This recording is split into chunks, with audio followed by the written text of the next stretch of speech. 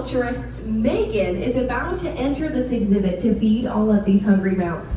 Now, an aquaculturist is someone who takes care of and studies our birds. Megan is very great at what she does, and she's even a magician because now suddenly she's in the seabirds exhibit. Now, Megan is going to be participating in a broadcast feeding. So we have a variety of feeding methods to feed all of the animals here. Broadcast works as she's doing right here. She's broadcasting the food into the water. That way, who's ever hungry can swim on over and get their fill today.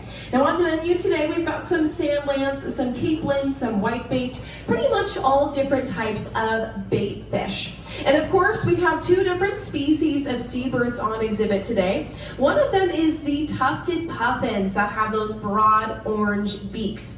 Now, those tufted puffins sometimes have unique feathers above their eyes that look like eyebrows. You'll see those on the pictures above the exhibit here. Now, those feathers are something called their breeding plumage, which means they only exhibit those feathers during their breeding season. So this is an indication to us that they are not in their breeding season right now. But if you come to the aquarium at a different time of year, there's a chance you may see those fun tufts above their eyes. And we also have common murres in here as well. They're the black and white birds that some folks think look a lot like penguins. They're actually not related to penguins at all and found in completely different hemispheres. But they are both predatory birds. They're going after schooling fish out there in the ocean, so they've got some similarities as well. Now, in terms of breeding plumage for the common murres, once they have an all black head, that means they are in their breeding season. You'll notice right now most of them just have a top of their black head, and they have a line extending back from their eyes that looks a bit like eyeliner, but that's not to be trendy, that's just how they are. And so it's really incredible to see how these birds are hunting just like they would in the wild. Because since they're seabirds, that means that they can fly miles offshore and dive down hundreds of feet into the water, just like we've got some of these birds doing here. Not only are they great flyers, but they're also great swimmers as well. They're going after that bait fish that Megan just broadcast into the water. Now you might notice there might be a fish or two that the birds don't get just yet. Don't worry, they don't let anything go to waste. They sometimes just save it for a little midday snack. Now, Megan is bringing out something that we like to call an enrichment. An enrichment is anything that both mentally and physically stimulates our animals. Looks like she's putting some water there in that little circular area. And again, it really allows these birds to interact with the exhibit and themselves and each other in new and exciting ways.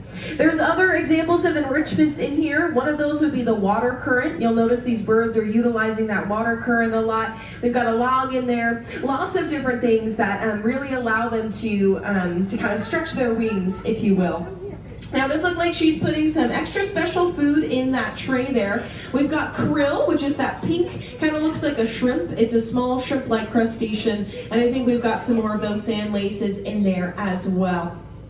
Now, I do want to mention that these birds have a really important story here. They are part of something called the Species Survival Plan, or SSP for short, where we pair together birds that are deemed genetically compatible to encourage them to have hatchlings so we can better study their populations.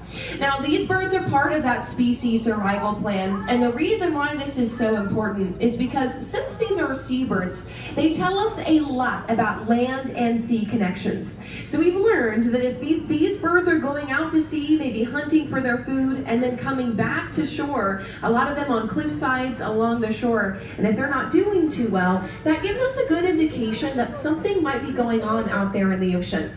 And we found that these birds are commonly affected by plastic that ends up in the ocean. Because these birds are relying on the ocean for their food source, if our single-use plastic gets in the ocean, these birds will sometimes mistake that plastic for their food, which of course has no nutritional value and can be detrimental to their species. Now, I'm assuming some of us have heard of the issue of plastic pollution ending up in the ocean before. For a lot of us, we've heard about this for a long time, and I know I personally can get really discouraged by it. We enter the grocery store and all we see is plastic, right? Well, we here at the Aquarium, we really want to be an encouraging voice for all of you and remind you that there's a lot of power in taking small steps together toward a brighter future. Now, a small step for an individual could be something as simple as changing out your plastic water bottle for a reusable one, using a reusable grocery bag, or saying no to that plastic straw. And I know when we do those small things, you might be thinking, how is that making a big difference, right? Well, there's folks all over the world that are collectively making those small changes. And when we all start to make those small changes, other people start to listen, right? Even here in California, we've started to advocate for laws and legislation that ban single-use plastics in a variety of ways.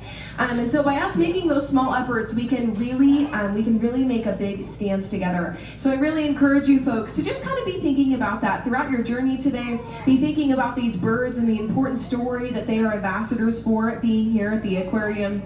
And you folks get to be ambassadors for the ocean as well. You've already taken that first step just by coming into the aquarium. And we really do want to thank you so much for joining us here today. Now it looks like Megan is finishing up in here. We had a bit of a quick feeding today.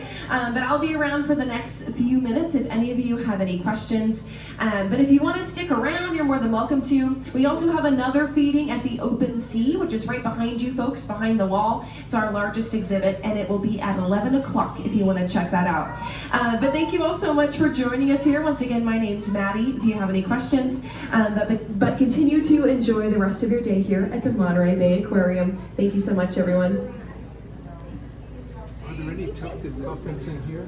Yes, so these are the tufted puffins. They don't look like tufted puffins because they're out of their breeding plumage. So those funky feathers that you see, they only have those feathers when it's their breeding season.